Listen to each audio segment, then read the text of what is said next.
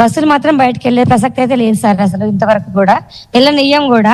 ప్రభుత్వం అమలు చేసిన 6 గ్యారంటీల్లో కూడా ఫస్ట్ దిగ్విజయంగా సక్సెస్ అయింది మాత్రం ఉచిత బస్సు కార్యక్రమమే. అది ఆర్టీసీ వాళ్ళ మహాలక్ష్మి పథకం. అది ఆర్టీసీ వాళ్ళ వల్లనే ఇది సాధ్యమైంది. అయినా కూడా మా పట్ల ప్రభుత్వం మొండిగా వివరిస్తుంది ఎందుకో మరి. కానీ మేము కోరుకున్నదల్లా ఒకటే, వీళ్ళని ప్రభుత్వం విలీనం చేయాలని, పిఆర్సీ చేయాలి, యూనియన్లను పునరుద్ధరించాలి. ఇంతవరకేనండి.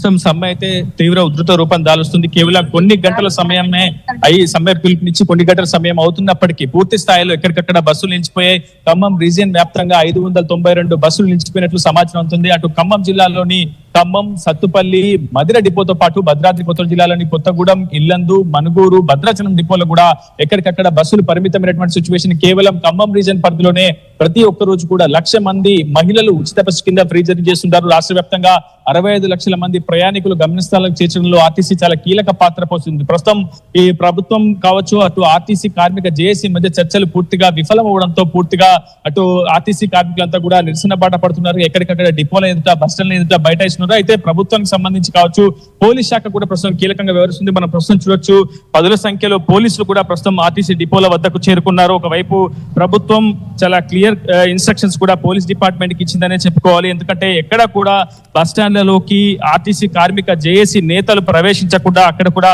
కట్టుదిట్టమైనటువంటి భద్రతను ప్రస్తుతం పోలీస్ శాఖ ఏర్పాటు చేస్తుంది. ఇప్పటికే ప్రభుత్వం కావచ్చు, రవాణా శాఖ మంత్రి పొన్నం ప్రభాకర్ కావచ్చు, అటు సీనియర్ ఐఏఎస్ అధికారుల బృందంతో అటు ఆర్టీసీ కార్మిక జేఏసీ నడిపినటువంటి చర్చలు అయితే పూర్తిగా విఫలమయ్యాయని చెప్పుకోవచ్చు. దీంతో అటు ప్రైవేట్ ట్రాన్స్పోర్ట్ వైపు కూడా చాలా పెద్ద ఎత్తున భారం పడుతుంది. ఇప్పటికే ప్రయాణికులు ఉదయం నుంచి బస్టాండ్ల వద్ద పడిగాపులు కాస్తున్నారు. గమ్యస్థానాలు చేరేందుకు అరిగోస పడుతున్నటువంటి సిచ్యువేషన్ ఉంది. ప్రస్తుతం ఈ అంశంపై అసలు ప్రభుత్వం ఏ విధంగా స్పందిస్తుంది, మరొక మారు ఆర్టీసీ కార్మిక జేఏసీ నేతలను చర్చలకు పిలుస్తారా లేదా అనే అంశంపై అయితే ఇప్పటి వరకు అయితే ఎటువంటి క్లారిటీ లేదు. కానీ ఖమ్మం రీజన్ వ్యాప్తంగానే కాదు, పూర్తిగా రాష్ట్ర వ్యాప్తంగా ప్రస్తుతం ఇటువంటి పరిస్థితి నెలకొంది. ప్రభుత్వం ఏమో మొండి పట్టును ప్రదర్శిస్తుందని చెప్పుకోవాలి. ఎందుకంటే ప్రైవేట్ డ్రైవర్లతో కావచ్చు, ప్రైవేట్ ట్రాన్స్పోర్ట్ వెహికల్స్ కూడా ఆర్టీసీ బస్ స్టాండ్ లోకి మరి ప్రవేశించేలా అనుమతిస్తూనే పూర్తి స్థాయిలో ప్రయాణికులను గమ్యస్థానాలు చేర్చేందుకు ప్రభుత్వం ఆపసూపాలు పడుతుంది. మరోవైపు ఆర్టీసీ కార్మికులు మాత్రం ఎక్కడా కూడా పూర్తిగా సమ్మెను విరమించే ప్రకటన సమస్య లేదంటూ కూడా మొండి పట్టుపడుతున్నటువంటి సిచ్యువేషన్. ఏదేమైనప్పటికీ అటు ప్రభుత్వానికి, ఆర్టీసీ కార్మిక జేఏసీకి మధ్య జరుగుతున్నటువంటి చర్చలతో పూర్తి స్థాయిలో ప్రయాణికులు మాత్రం తీవ్రమైనటువంటి అరిగోస పడుతున్నారు. ఇదే అదునుగా భావించినటువంటి private transport vehicle Khammam region వ్యాప్తంగా పూర్తి స్థాయిలో బంద్ అయితే కొనసాగుతుంది. Over to you Kalyan. Right Uday, thanks for the latest update. మొత్తం మీద ఖమ్మం జిల్లాలో మనం చూడొచ్చు, అక్కడ దాదాపు 500కు పైగా బస్సులను నిలిపివేశారు. 1,00,000 మంది ప్రయాణికులు ప్రయాణించే ఆ బస్సు వ్యవస్థని ఒక్కసారిగా స్తంభింపజేశారు.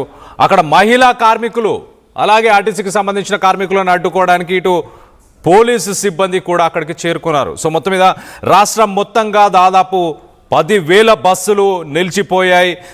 ప్రతిరోజు 65 లక్షల మంది ప్రయాణికులని ప్రతిరోజు తమ గమ్యాలకు చేర్చే ఆర్టీసీ ఒక్కసారిగా స్తంభించింది. 36,593 రూట్లలో ఈ 10,000 బస్సులు నడుస్తుంటాయి.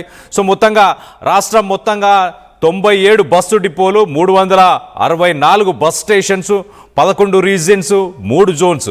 మిగతా ఏరియాస్లో ఎలాంటి పరిస్థితులు ఉన్నాయి, ఉమ్మడి వరంగల్ జిల్లాలో ఎలాంటి పరిస్థితులు ఉన్నాయి కూడా తెలుసుకునే ప్రయత్నం చేద్దాం. ఇటు మా ప్రతినిధి వెంకటరత్నం అందుబాటులో ఉన్నారు.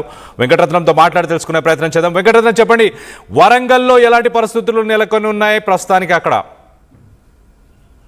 కళ్యాణ్, ఉమ్మడి వరంగల్ జిల్లా వ్యాప్తంగా దాదాపు 950కి పైగా బస్సులు ఇక్కడ స్ట్రైక్ లో ఉన్నట్టుగా తెలుస్తుంది. మనకు ప్రస్తుతానికి రోజుకు 5 నుండి 6 లక్షల మంది ప్రయాణికులు ఉమ్మడి వరంగల్ జిల్లాలో ఇబ్బందులు పడేటువంటి పరిస్థితులు నెలకొన్నాయి. ఇప్పటి వరకు రాష్ట్ర వ్యాప్తంగా కూడా అనేక 32 అంశాలపై కూడా చర్చలు జరుగుతున్నప్పటికీ కూడా ఫలించకపోవడంపై ఆర్టీసీ కార్మికులు బగ్గుమంటున్నారు. గతంలో జరిగిన